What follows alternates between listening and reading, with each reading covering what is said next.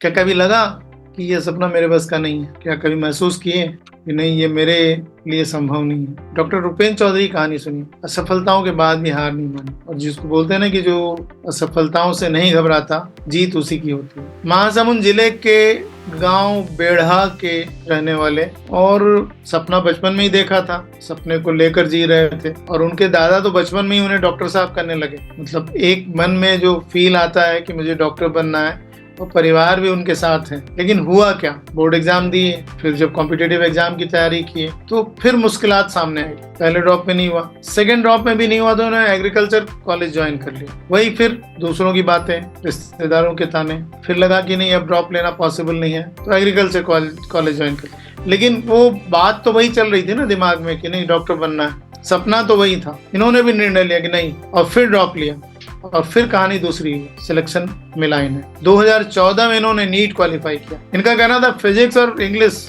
दोनों मुश्किल लगते थे। गांव के बच्चों के साथ थोड़ी समस्या हिंदी माध्यम के बच्चों के साथ इंग्लिश को लेके है, और टर्मिनोलॉजी भी चूंकि इंग्लिश में ही रहती है मैक्सिमम, थोड़ी दिक्कतें तो है। लेकिन ये दिक्कतें भी इनका रास्ता नहीं रोक। अगर आपने ठान लिया है तो ये भी आपका रास्ता नहीं रोक। डॉक्टर रुपेंद्र चौधरी का कहना है कि सच्ची मेहनत और सही मार्गदर्शन सब कुछ मुमकिन है। देखिए, सबसे पहले तो आपको चुनना पड़ेगा मार्गदर्शक, मेंटोर, गाइड। ये काम आपका है, और फिर मेहनत कराने का काम गाइड का है, मेंटोर का। ये दोनों मिल जाएं तो सफलता कोई बहुत बड़ी चीज नहीं। तो अगर आप मेहनत करने को तैयार हैं तो हम गाइड करने को तैयार। मिलना पड़ेगा। धन्यवाद।